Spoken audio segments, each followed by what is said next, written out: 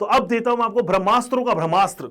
यह है आपका ब्रह्मास्त्रों का ब्रह्मास्त्र, अल्टीमेट ब्रह्मास्त्र, जिसको आप यूज करके किसी भी एलिमेंट का एटॉमिक नंबर पता करो और लिख सकते हो इलेक्ट्रॉनिक कॉन्फ़िगरेशन।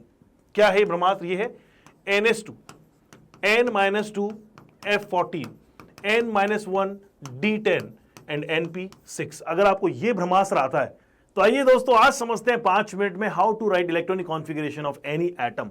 तो किसी भी एटम के एटॉमिक नंबर को आप अगर पता कर लेते हैं तो उन इलेक्ट्रॉन्स को फिल करने के इस प्रोसेस को कहा जाता है इलेक्ट्रॉनिक कॉन्फ़िगरेशन, यानी इलेक्ट्रॉन्स का भरना एटॉमिक ऑर्बिटल्स के अंदर। ये प्रोसेस जो होता है दोस्तों कुछ सेट ऑफ रूल्स एक्वायर करता है, जैसे कि पहला रूल है ऑफ बाउ प्रिंसिपल, दूसरा है हर्ट्ज रूल और तीसरा है पॉली एक्सक्लूजन प्रिंसिपल। चलिए समझते हैं इन तीनों प्रिंसिपल्स को वन बाय वन। सबसे पहले आता है ऑफ बाउ रूल। ऑफ बाउ कोई साइंटिस्ट का नाम नहीं है, ये एक जर्मन वर्ड है जिसका मतलब होता है टू बिल्ड अप। जैसे कोई बिल्डिंग बनती है तो सबसे पहले उसका फाउंडेशन बनेगा, उसके बाद में ground floor, first floor, second floor. उसी तरीके से जब इलेक्ट्रॉन को भरा जाएगा तो पहले first shell, second shell, third shell. तो ये शेल के अंदर जो सब शेल्स होते हैं उनको किस तरीके से भरा जाता है, that has been decided using N+L rule. तो आइए समझते हैं क्या होता है N+L रूल। तो N यहां पे प्रिंसिपल क्वांटम नंबर है, L यहां पे एजिमुथल क्वांटम नंबर है। अगर किसी दो पर्टिकुलर सबशेल्स या ऑर्बिटल्स के लिए N+L की वैल्यूज अलग अलग आती हैं तो जिसकी ज्यादा होगी उसकी एनर्जी ज्यादा होगी, उसको बाद में भरेंगे। जिसके लिए वैल्यू N+L की कम होगी उसको पहले भरेंगे, उसकी एनर्जी कम होगी। कम एनर्जी वाले पहले भरे जाएंगे, धीरे धीरे धीरे धीरे सक्सेसिवली एनर्जी बढ़ती जाएगी, ऑर्बिटल भरते रहेंगे। तो दोस्तों अगर N+L की वैल्यू सेम है तो उस केस में आपको N चेक करना पड़ेगा, जिससे आप पता कर सकते हो कोई भी दो ऑर्बिटल्स के रिस्पेक्टिव एनर्जी। जैसे कि मैंने कहा 4s इन 3d में से पहले क्या भरना चाहिए। आपको लग रहा होगा कि यार थर्ड शेल पहले भरेगा, फोर्थ बाद में भरेगा, लेकिन जब आप N+L के लिए जाएंगे तो देखिए L की वैल्यू सब शेल के लिए होती है 0 तो बनेगा 4, D के लिए होती है 2 तो बनेगा 5। किसके लिए N+L ज्यादा आ रहा है? 3d के लिए, तो पहले भरे जाएगा 4s और बाद में भरा जाएगा 3d। सिमिलरली अगर मान लीजिए मैंने ले लिया 2p और 3s, 2p 3s के लिए 2 + 1 होगा N+L जिसकी वैल्यू आ रही 3, यहां पे 3 + 0 आएगा 3। वैल्यू सेम है तो आपको क्या चेक करना होगा? N की वैल्यू। जिसमें N की वैल्यू छोटी होगी वो पहला भरा जाएगा, कम एनर्जी का होगा, जिसमें ज्यादा होगी वो एनर्जी ज्यादा रखेगा, पहले भरा जाएगा 2p। क्लियर? नेक्स्ट आता है, अगर इसी को फॉलो करते हुए मुझे सारे इलेक्ट्रॉनिक कॉन्फ़िगरेशन लिखने पड़े अप टू 118 यानी 118 एलिमेंट डिस्कवर हो चुके हैं, तो सबसे ज्यादा नंबर ऑफ इलेक्ट्रॉन पोजेस करेगा 118वां एलिमेंट ऑर्गेनिजोन।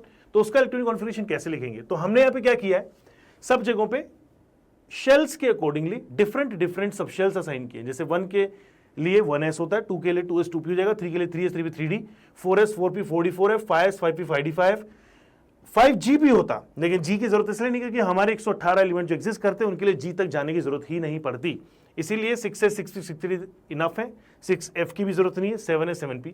चलिए शुरू करते हैं। क्या करेंगे, हम ऊपर से नीचे इस तरीके से आएंगे, हम ऊपर से नीचे इस तरीके से आएंगे और हमें यह पता है कि कितने नंबर ऑफ इलेक्ट्रॉन्स किसी पर्टिकुलर सबशेल में भरे जा सकते हैं। जैसे S सबशेल में 2 इलेक्ट्रॉन, P सबशेल में 6 इलेक्ट्रॉन, D सबशेल में 10 इलेक्ट्रॉन, F में 14 इलेक्ट्रॉन। तो ओवरऑल इलेक्ट्रॉनिक कॉन्फ़िगरेशन देखिए दोस्तों क्या बनेगा। सबसे पहले शुरुआत होगी 1 से, तो 1s2 2s2 2p6 3s2 3p6 4s2 3d10 4p6 5s2 4d10 5p6 6s2 4f14 5d10 6p6 7s2 5f14 6d10 and 7p6। अब आप सोच रहे होंगे कि सर ने यार ये पूरे 118 एलिमेंट्स का इलेक्ट्रॉनिक कॉन्फ़िगरेशन इतने आसानी से कैसे लिख दिया। हाउएवर मैं भी यही फॉलो कर रहा हूं, 1s 2s 2p 3s 3p 4s 3d 4p, यही फॉलो किया मैंने, लेकिन मेरे पास इसका भी एक ब्रह्मास्त्र है।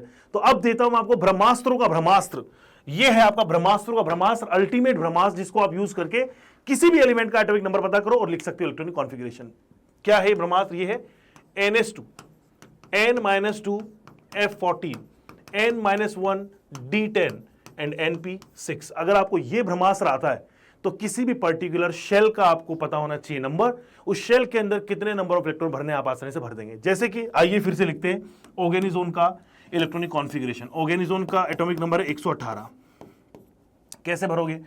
तो यहां पे N की वैल्यू 1 लिखेंगे, 1s2, 1 में कोई F नहीं होता, ना D होता, ना P होता। 2 से बात करेंगे 2s2, ना F होता ना D होता, 2p6 हो जाएगा।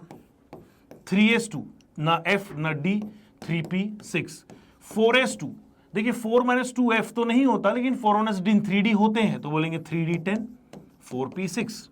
इसी तरीके से 5s2। क्या 5 - 2 f एग्जिस्ट करता है? नहीं, f की शुरुआत होती है 4 शेल से, तो यहां पर आ जाएगा 4d10 5p6।